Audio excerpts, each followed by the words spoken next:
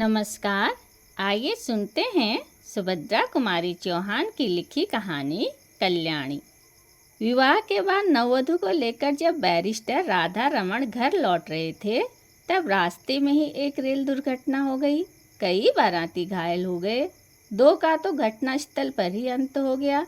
मरने वाला एक लॉ का विद्यार्थी था और दूसरे थे स्वयं बैरिस्टर राधा रमन। मृत्यु के कुछ क्षण पहले एकाएक राधा रमन ने आंखें खोलकर चारों तरफ देखा। पास ही बैठे हुए अपने मित्र जय कृष्ण से कहा, कल्याणी को तुम्हें सौंपता हूँ। यह चाहे तो इसका विवाह भी कर देना, इसे कोई कष्ट न होने पाए। अधिक वह कुछ न बोल सके और उनका प्राणांत हो गया। घायल बारातियों के साथ नववधु कल्याणी को लेकर जयकृष्ण घर आए। 2 दिन पहले कल्याणी के सौभाग्य पर बहुतों को ईर्ष्या हुई थी। आज घर घर में उसके दुर्भाग्य की चर्चा थी। उसका मुंह देखना तो दूर, सौभाग्यवती स्त्रियां उसकी छाया से भी डरती थी। वे सोचती, यह स्त्री कितनी अभागी है कि इसके परिवार में तो कोई था ही नहीं। विवाह का कंगन भी न छूट पाया था और वह दिव्य मोबाइल निगल जाने को खड़ा हो गया। नहीं तो क्या उसी दिन उसी ट्रेन में रेल दुर्घटना होने को थी। कुछ भी हो, घर घर बड़ी बूढ़ी स्त्रियों में यही चर्चा थी कि यह अपने सत्यानाशी पैरों से जिस घर जाएगी, उसी घर में कोई दिया जलाने वाला न रह जाएगा। धीरे धीरे यह बात जयकृष्ण की पत्नी मालती ने भी सुनी। पति और संतान के लिए हिंदू नारी क्या नहीं कर सकती। उनके कल्याण के लिए अपना तन मन सभी कुछ प्रसन्नता से निछावर कर सकती है। और जिस बात में उसके किंचित मात्र भी अहित की आशंका होती है, वह काम हिंदू नारी कभी नहीं करती। मालती का जी अंदर ही अंदर घबरा उठा। वह क्या करे। उसे तो अभागिन कल्याणी पर भी दया आती थी, किंतु जिस दिन जयकृष्ण का जरा सिर दुखता था, बच्ची उपमा जरा भी अनमनी हो जाती, उस दिन ऐसा जान पड़ता जैसे कल्याणी का दुर्भाग्य मुंह खोले उसे निगलने को दौड़ा आ रहा है। पर उपमा को अपनी यह चाची कल्याणी बहुत अच्छी लगती थी। कल्याणी के आने के बाद उपमा सदा उसी के पास रहती, खेलती, उसी के हाथ से नहाती और दूध पीती। रात में सो जाने के बाद ही मालती उसे ले जा सकती थी। वह बालिका जागते में अपनी चाची को छोड़ना ही न चाहती थी। मालती को यह बात पसंद नहीं थी। वह नहीं चाहती थी कि उपमा उससे इतनी हिल मिल जाए। दबी जबान में उसने कई बार पति से कहा, कल्याणी को कहीं भेज दो। किसी की जवान विधवा आज 6-6 महीने से अपने घर में है, लोग क्या कहते होंगे। और जयकृष्ण सदा हंसी में टाल देते, तुम क्यों घबराती हो, कहने वाले मुझे ही तो कहेंगे। विधवा जवान हो या बूढ़ी, तुम्हें तो कोई कुछ भी न कहेगा। किंतु जिस बात से मालती सबसे अधिक डरती थी, वह बात जयकृष्ण से कभी न कह सकी। वह कैसे कहे कि वह भी इन बूढ़ियों की बातों पर विश्वास करती है। उसे दिन रात अपने पति और बच्चे के अमंगल की आशंका बनी रहती है। धीरे धीरे 7 महीने बीत गए और जयकृष्ण कुछ भी निश्चय न कर सके कि वे कल्याणी के लिए क्या करें। एक दिन नगर के किसी प्रतिष्ठित व्यक्ति के मर जाने से ऑफिस बंद हो गया और वे समय से बहुत पहले घर आ गए। नीचे कोई न था। ऊपर उपमा की आवाज़ आ रही थी। सोचा सब लोग ऊपर होंगे। ऊपर गए। सीढ़ियों पर चढ़ते ही देखा कल्याणी नहाकर बाल सुखा रही है। खूब लंबे घने काले केसों के बीच गोरा गोरा मुंह, बिल्कुल चांद सा लग रहा था। बड़ी बड़ी आंखों में एक विशेष प्रकार का आकर्षण था। ऐसा सौंदर्य तो जयकृष्ण ने कभी देखा ही न था। अंग प्रत्यंग से यौवन जैसे फूट सा पड़ता था। क्षण भर निहारने का लोभ जयकृष्ण श्रवण न कर सके और तभी कल्याणी की नज़र जयकृष्ण पर पड़ी। उसने सिर ढक लिया। लज्जा की लाली उसके चेहरे पर दौड़ गई। उसका सौंदर्य दूना हो गया। इधर जयकृष्ण का अधीर मन बेकाबू हो चला। वे अब सीढ़ियों से ऊपर जाकर कुर्सी पर बैठ गए। कल्याणी से बोले, मुझे तुमसे कुछ बात करनी है कल्याणी। कल्याणी मरी जा रही थी। वह नहीं चाहती थी कि जयकृष्ण उससे ऐसे समय में कोई भी बात करे जब मालती घर में नहीं है। बात चाहे कुछ भी न हो, पर मालती को संदेह जरूर होगा, यह कल्याणी जानती थी। वह इसलिए चुप थी। पर जयकृष्ण फिर बोले। उनकी आवाज़ भारी और स्वर कांप रहा था, कल्याणी, मृत्यु के समय राधा रमण तुम्हें मेरे हाथों सौंप गए हैं। मेरा कर्तव्य तुम्हें सुखी बनाना है, किंतु सुख का मार्ग तुम्हें ही निश्चित करना पड़ेगा।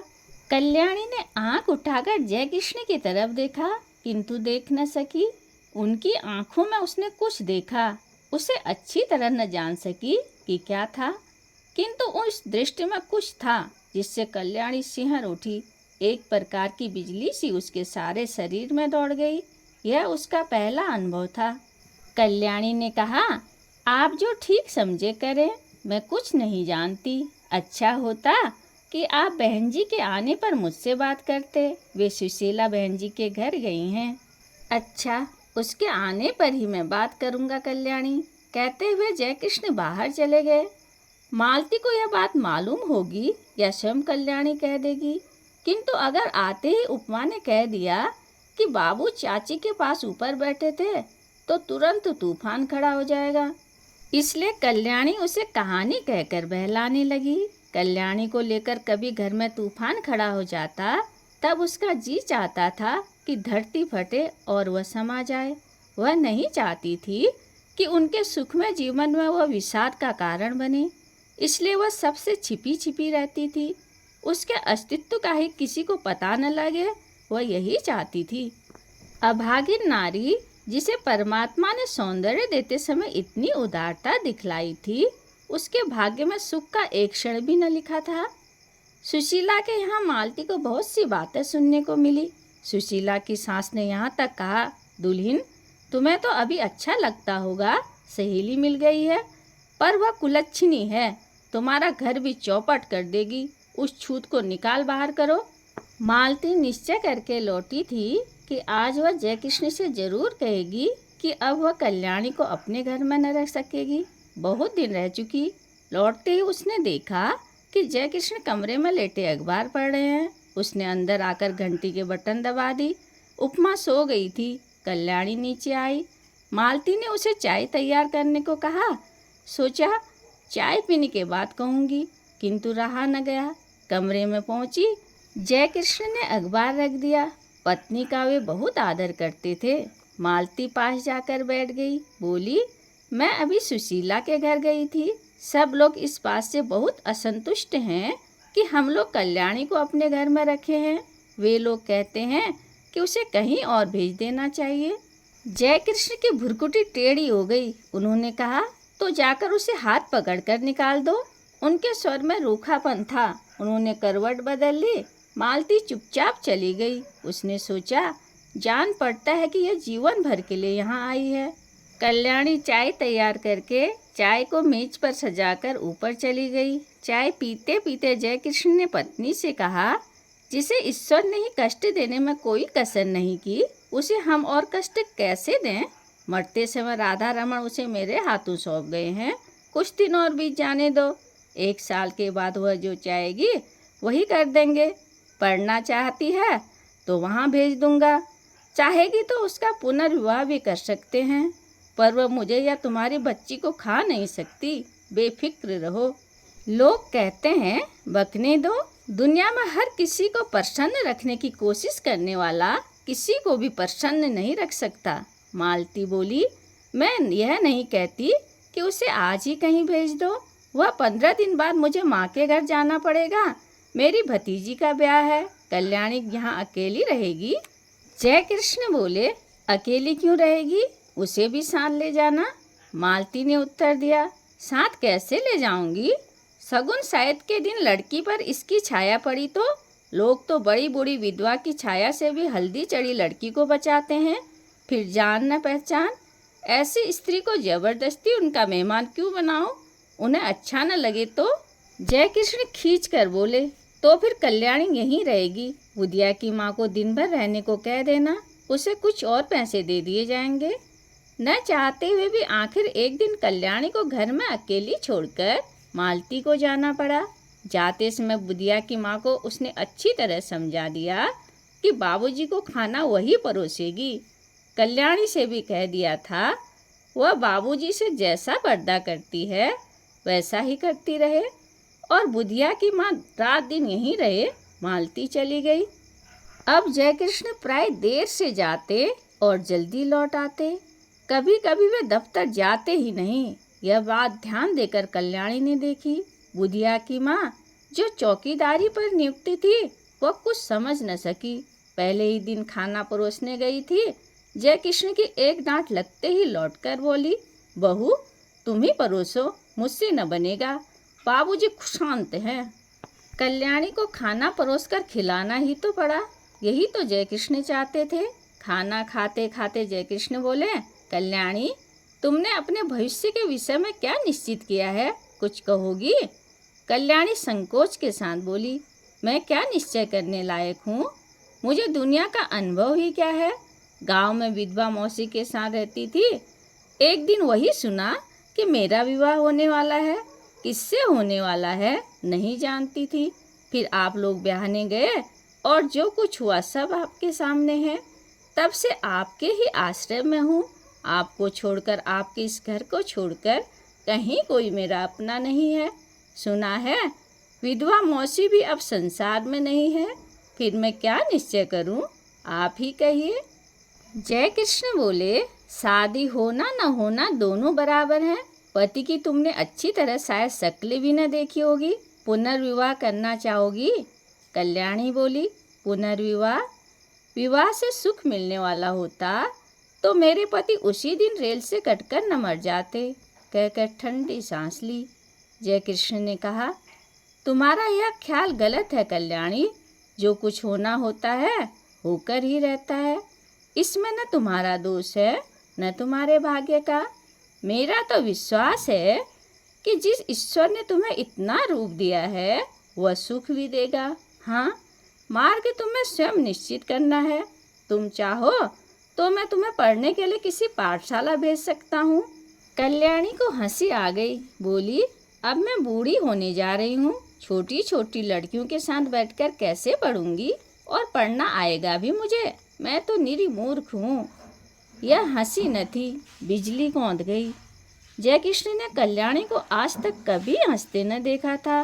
वे सिर से पैर तक सिहर उठे। बहुत संभल कर बोले, कोशिश करने से सब कुछ आता है कल्याणी।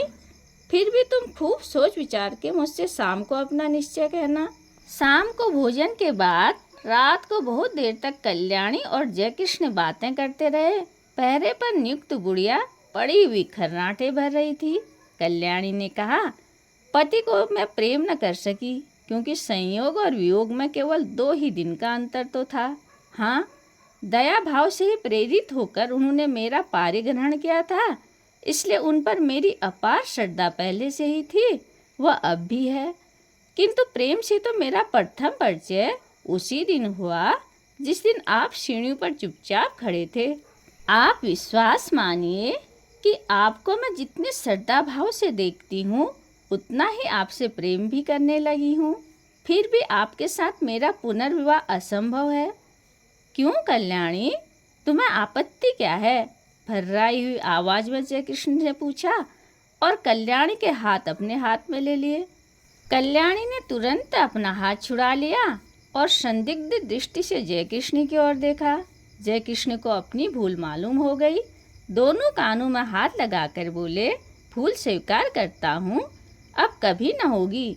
फिर कुछ रुक कर कहा, कल्याणी तुम मुझसे कभी न डरना। तुम्हारी इच्छा के विरुद्ध मैं तुम्हें कभी न छूऊंगा। पर यह बताओ कि जब पुनर्विवाह करने में तुम्हें कोई आपत्ति नहीं है और तुम मुझे प्रेम भी करती हो, तब तुम्हारा पुनर्विवाह मेरे साथ क्यों असंभव है? असंभव इसलिए है कि आप विवाहित हैं, कल्याणी ने निश्चय के स्वर में कहा। जयकृष्ण ने कहा, पर हिंदू शास्त्र के अनुसार एक पुरुष कई विवाह कर सकता है। फिर तुम वह सौभाग्य मुझे ही क्यों नहीं दान करती जो किसी दूसरे को मिलने वाला है? छी छी, कल्याणी बोली, आप क्या समझते हैं कि मैं किसी और से विवाह करूंगी? यह कभी न होगा। मैंने एक बार जिससे प्रेम किया उसी से प्रेम करती हुई मिट जाऊंगी। हिंदू नारी प्रेम करना जानती है, वह प्रेम का प्रतिदान नहीं चाहती। मैंने प्रेम किया, करती रहूंगी। यह बात दूसरी है कि प्रेम की प्रतिमा तक मेरी पहुंच न हो सके, और यह तो अपना अपना भाग्य है। कहते हुए एक दीर्घ निश्वास के साथ कल्याणी ने जय कृष्ण की ओर देखा। जय कृष्ण ने कहा, कल्याणी, तुम अपना ही अपना देखोगी या मेरा भी कुछ ख्याल करोगी? मैं पागल हो जाऊंगा। तुम्हारे बिना अब तो मुझसे एक पल भी नहीं काटा जाता, किंतु फिर भी तुम निश्चित रहना, मैं तुम्हें कभी हाथ न लगाऊंगा जब तक तुम्हारी आज्ञा न होगी। आधी रात को भी तुम मेरे पास उतनी ही सुरक्षित रह सकती हो जैसे सगे भाई के पास, क्योंकि मैं अधम नहीं हूँ, तुमसे प्रेम करता हूँ, तुम्हें पाने का इच्छुक हूँ, पर सत्य मार्ग से, कुमार्ग से नहीं। कल्याणी बोली, न मैं अपना कुछ देखती हूँ न आपका। सच यह है कि मैं मालती जीजी के सौभाग्य पर कुठाराघात न कर सकूंगी। उन्होंने मुझे कुछ समय में आश्रय दिया है, कुछ समय में जो कुछ बन सकेगा भला करूंगी। उनकी बुराई मुझसे न हो सकेगी। उनके भले के लिए मुझे अपना बलिदान भी करना पड़े तो सहर्ष स्वीकार कर दूंगी, मगर उनकी जिंदगी में कांटा बनकर न रहूंगी। पर मेरा जीवन कंटकमय बना दोगी। कहते हुए जय कृष्ण ने ठंडी सांस ली और सतृष्ण नेत्रों से कल्याणी की ओर देखा। कल्याणी ने कहा, यह सब मानसिक विकार है, कुछ दिनों में अपने आप दूर हो जाएगा। आप समझते हैं मुझे कम कष्ट हो रहा है, मैं नारी होकर भी सब कुछ सहने को तैयार हूँ। आप तो पुरुष हैं, कठिनाई से लड़ने के लिए ही आपका जीवन है। मैंने मालती जीजी को पत्र लिख दिया है, वे आती ही होंगी। उनके आते ही मैं आपसे विदा ले लूँगी। विदा से पहले एक भिक्षा मांगती हूँ, केवल आपके चरणों की धूली, और मैं कुछ नहीं चाहती। आप मेरे देवता हैं। जय कृष्ण के पैरों के नीचे से जैसे धरती खिसक गई हो, घबराकर बोले, तुमने मालती को पत्र कब लिखा और क्या लिखा? लिखने से पहले मुझसे पूछा क्यों नहीं? कल्याणी बोली, मैंने और कुछ नहीं लिखा, यही लिखा है कि उपमा के बिना बहुत बुरा लगता है, तुम जल्दी से जल्दी चली आओ। और लिखती भी क्या, किंतु आपके साथ मेरा अकेला रहना उचित नहीं। हम दोनों एक दूसरे से प्रेम करते हैं, न जाने किस दिन क्या हो जाए, और मैं नहीं चाहती कि हमारे बीच में कोई भी ऐसी बात हो जिसे कलंक का स्वरूप दिया जा सके। जो कुछ तुमने किया ठीक ही किया कल्याणी, सो जाओ, रात बहुत हो चुकी है। और उठते हुए कल्याणी ने झुककर जय कृष्ण के पैरों को माथे से लगा लिया। जय कृष्ण बहुत उद्विग्न थे। कल्याणी ने ऊपर जाकर दरवाजा बंद कर लिया। जय कृष्ण खाट पर पड़े करवटें बदलते रहे, उन्हें नींद न आई। दूसरे ही दिन मालती दोपहर की ट्रेन से आ पहुंची। दफ्तर से लौटते ही जय कृष्ण ने देखा उपमा खेल रही है। रात भर सो न सकने के कारण उनका चेहरा उतरा हुआ था। मालती ने देखते ही पूछा, क्या तबीयत खराब थी, कैसे हो गए? जय कृष्ण ने कहा, कुछ नहीं, सिर में बहुत दर्द है। अज्ञात आशंका से मालती सिहर उठी। कल्याणी तो अभी है न इस घर में? उसने पूछा, तुम तो अपनी बात से आगे किसी को भी नहीं सुनते। कितनी बार कहा उसे कहीं भेज दो, पर जब तुम मानो तब ना। इस तरह तुम्हारे सिर में दर्द वर्द होता है तो मैं घबरा जाती हूँ। सभी लोग कहते हैं वह अभागिनी है। जय कृष्ण को दूसरा ही भय था। वे यही सोच रहे थे कि कौन जाने कल्याणी है भी कि नहीं। उसने कहा था कि मालती के आते ही वह विदा ले लेगी। वह विदा का अवसर कहीं आ तो नहीं गया। जय कृष्ण का हृदय धड़क रहा था। उन्होंने कहा, मैंने कल्याणी को एक पाठशाला में पढ़ने के लिए भेजने का निश्चय किया है। यह बात उसे भी मंजूर होगी? जरा उसे बुलाओ तो। मालती को इस बात से बड़ी शांति मिली। कल्याणी यहाँ से चली भर जाए, कहीं भी जाए, इसकी उसे चिंता न थी। उसने घंटी बजाई पर कोई ऊपर से न आया। तब उपमा को बुलाकर कहा, जा ऊपर से अपनी चाची को बुला ला। उपमा ने कहा, चाची ऊपर नहीं है। घबराकर मालती ने ऊपर नीचे सभी कमरे खोज डाले, कल्याणी का पता नहीं लगा। जय कृष्ण पागल की तरह दौड़कर ऊपर गए। कल्याणी के बिस्तर पर उसके गहनों की पेटी रखी थी। उसके नीचे एक पत्र लिखा था, जाती हूँ। अपनी उपस्थिति से आप लोगों को जो कष्ट दिया या मुझसे जो अपराध हुए उसके लिए क्षमा कीजिएगा। मेरी खोज न कीजिएगा, व्यर्थ होगी। मेरे ये गहने उपमा के लिए हैं अभागिनी कल्याणी। कहानी सुनने के लिए धन्यवाद।